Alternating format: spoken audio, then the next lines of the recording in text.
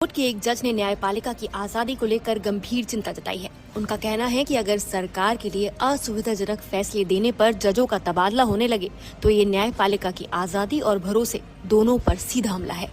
ये चिंता जताने वाले जज कोई और नहीं बल्कि सुप्रीम कोर्ट के न्यायाधीश उज्जवल भुइयां हैं। पुणे के IILS लॉ कॉलेज में एक व्याख्यान के दौरान उन्होंने बेहद साफ और कड़े शब्दों में कहा कि जजों के तबादले और पोस्टिंग पूरी तरह न्यायपालिका का आंतरिक मामला है, जिसमें केंद्र सरकार का कोई दखल नहीं होना चाहिए। उनके मुताबिक ये सिर्फ एक प्रशासनिक फैसला नहीं बल्कि न्यायपालिका की आत्मा से जुड़ा मुद्दा है। उन्होंने साफ शब्दों में कहा कि जजों के तबादले प्रशासनिक जरूरत के लिए होते हैं, न कि दबाव बनाने या सजा देने के लिए। उन्होंने ये सवाल भी उठाया कि किसी जज को सिर्फ इसलिए एक हाईकोर्ट से दूसरे हाईकोर्ट क्यों भेजा जाना चाहिए क्योंकि उसने सरकार के खिलाफ या सरकार को असहज करने वाला आदेश दिया है। जस्टिस भुइयां ने कहा कि देश कानून के शासन से चलता है, न कि किसी सरकार या बहुमत की इच्छा से। अगर न्यायपालिका अपनी स्वतंत्रता खो देती है तो जज रहेंगे, अदालतें चलेंगी और फैसले भी सुनाए जाएंगे, लेकिन लोगों का भरोसा खत्म हो जाएगा और न्याय व्यवस्था भीतर से खोखली हो जाएगी। उन्होंने हाल ही में हुए एक विवादित तबादले का जिक्र करते हुए बताया कि पहले मध्य प्रदेश हाईकोर्ट के जज जस्टिस अतुल श्रीधरन को छत्तीसगढ़ हाईकोर्ट भेजने की सिफारिश की गई थी, लेकिन बाद में केंद्र सरकार के अनुरोध पर इस फैसले को बदला गया और उन्हें इलाहाबाद हाईकोर्ट ट्रांसफर कर दिया गया।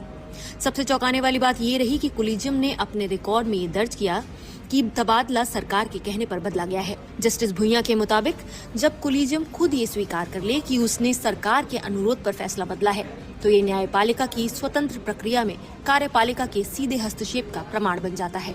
उन्होंने साफ कहा कि सरकार ये तय नहीं कर सकती कि किस जज को कहाँ भेजा जाए और कहाँ नहीं, क्योंकि ये अधिकार सिर्फ न्यायपालिका के पास है।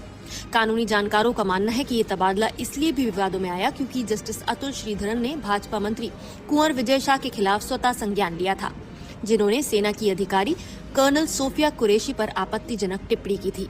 इसी वजह से ये सवाल उठने लगे कि क्या असहज और सरकार के खिलाफ आदेश देने की कीमत जजों को तबादले के रूप में चुकानी पड़ रही है। जस्टिस भुइयां ने ये भी याद दिलाया कि कोलिजियम सिस्टम इसलिए बनाया गया था ताकि जजों की नियुक्ति और तबादले राजनीतिक और सरकारी दबाव से दूर रह सकें। अगर कोलिजियम के सदस्य ही सरकार के प्रभाव में आने लगे तो ये सिस्टम अपने मूल उद्देश्य से भटक जाएगा और न्यायपालिका की साख को गहरा नुकसान पहुंचेगा। उन्होंने ये भी कहा कि न्यायपालिका को किसी बाहरी हमले से नहीं बल्कि भीतर से आने वाले खतरे से सबसे ज्यादा सावधान रहने की जरूरत है।